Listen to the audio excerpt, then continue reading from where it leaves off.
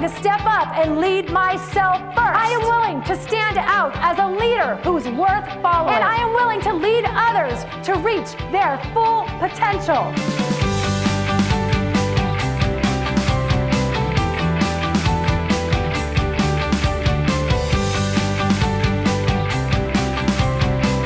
And so I finally got to get out and be a headliner on cruise ships. And here you go. This is the very first time I got to sing my very first solo. And when I struck that pose and looked out at the audience, I saw my very first standing ovation. Now, did I get that because I was hoping that I would just get better somehow? Or did I get that position that I had always dreamed of because I was intentional about getting it? I was intentional.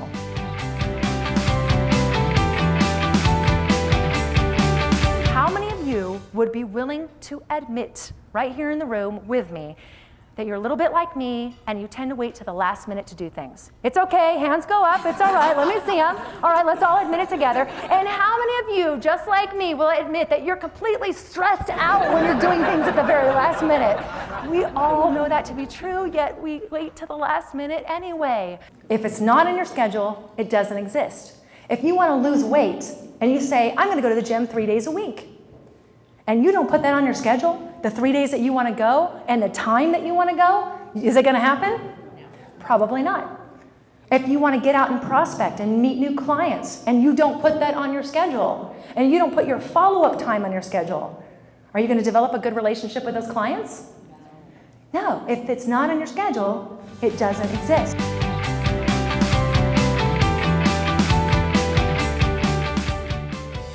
You had someone in your life that helped you reach your potential?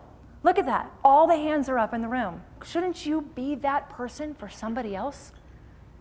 Now, let me share with you a couple ways that we do this. One, we've got to be willing to build great relationships with other people. Carnegie did a study, and he said that 15% of our success in business is due to our technical skills. Those are the skills that it takes to do your job.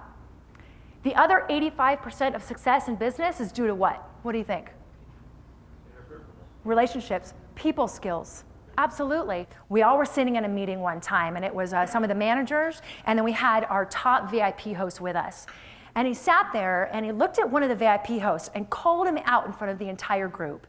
And he said, look, you might be our top VIP host, but from what I've heard, you're not following through on your promises to some of our top clients. What's going on? And he said, I don't really know what's going on. I mean, I think I'm bringing some good people in. And he said, no, let me tell you what I've heard. I've heard that you've offered them dinner tickets, yet you don't deliver it to their room. I've heard that you've offered them tickets to shows, but when they go to will call, their names aren't on the list. I've heard that when they come to the venue, you promise them a VIP table, and that you didn't even follow through with that. You turned them away because you had other clients that were paying more that were supposed to come in. He said, what does that say to our clients when you turn them away? He said, look, I didn't build a multi-billion-dollar corporation on letting people go. I built a multi-billion-dollar corporation on one thing: integrity in everything that I do. What does it say to our clients when you don't follow through?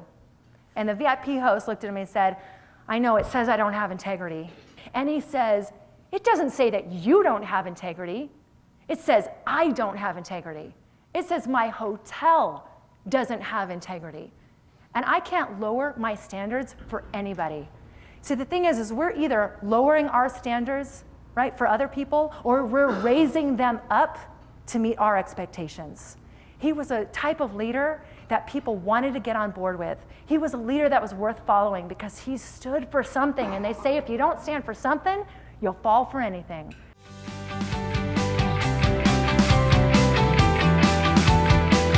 You know, there is so much power in the words, I believe in you. So much power, yet sometimes we neglect to say it to people. And I'll share this with you.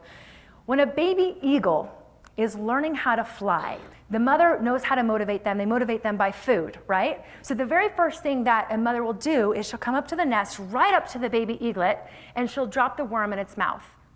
Now, as the baby grows older, she backs up to the end of the nest, okay, to the very edge, and she makes the baby eaglet come to her. So now it has to spread its wings, flap them along, and hop along, right, starting to learn how to fly in order to get its food. And as it grows a little bit older then, the mother gets her baby eaglet, and they stand on the edge of the nest together. And the mother takes off in flight. She doesn't look back to see if the baby eaglet has fallen, because she knows and she believes that that eagle is ready to soar. People are like that as well. All we need to do is equip them with skills, let them know we believe in them, and then let them go so we can let them soar to their full potential.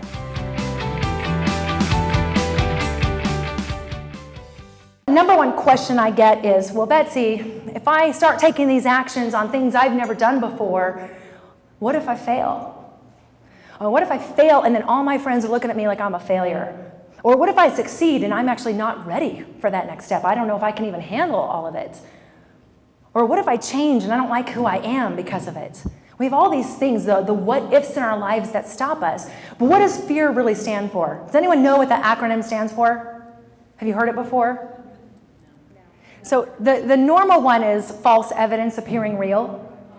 But I like to say it means forget everything and run.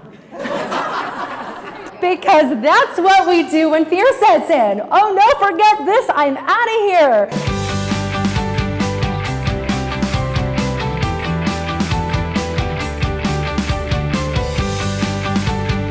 So I want to make sure I have victors in the room. Let me hear you say booyah!